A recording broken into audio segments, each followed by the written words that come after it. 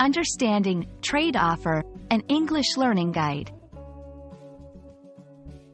Hello, everyone. Today, we're diving into a common English phrase that you might have heard in various contexts.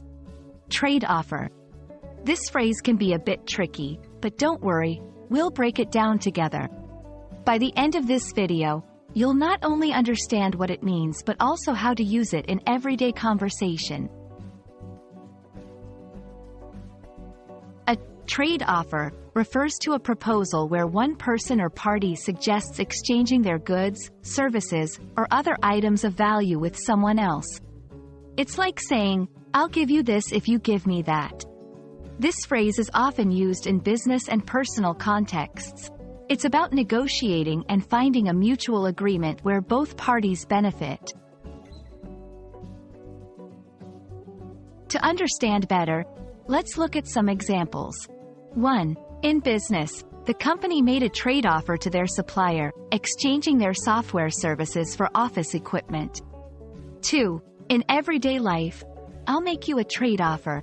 I'll cook dinner tonight if you do the dishes." 3. In playful situations, "How about a trade offer? Your chocolate bar for my bag of chips." Notice how in each example, there's an exchange of goods or services being proposed. When using trade offer, be sure not to confuse it with trade-off. A trade-off is a situation where you must give up one thing to get another, often involving a compromise or sacrifice. Another mistake is using trade offer in a context where no exchange is happening.